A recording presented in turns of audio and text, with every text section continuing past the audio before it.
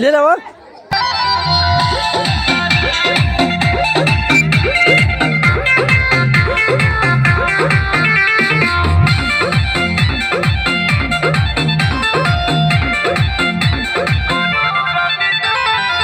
सुनाए हमारो प्यारी हो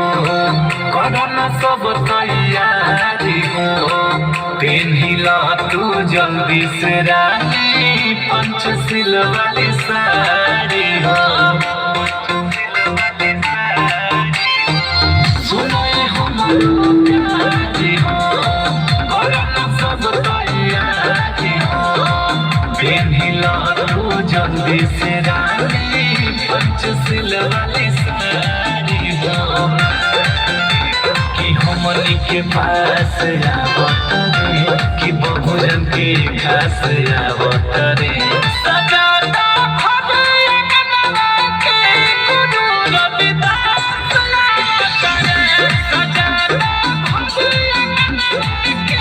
गुरु रविदास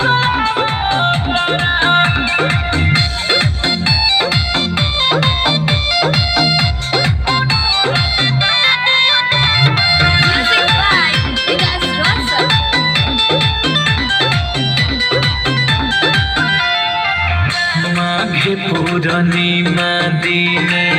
होई है चढ़ी राधावा टिकल जाई रानी हाथ जोड़ी माथावा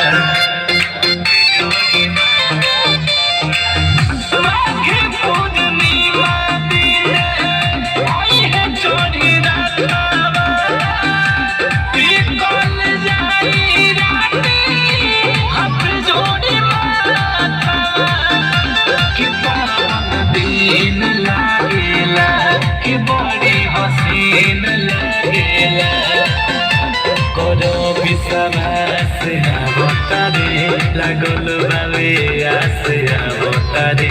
सजाता भगवान के गुरु रविदास आवतारे सजाता भगवान के गुरु रविदास आवतारे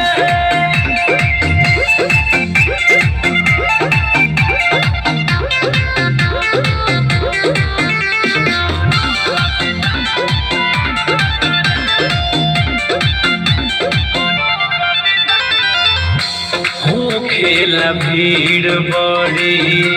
निकले जुलूस हो रानी हो देखी के होला मन खुश हो।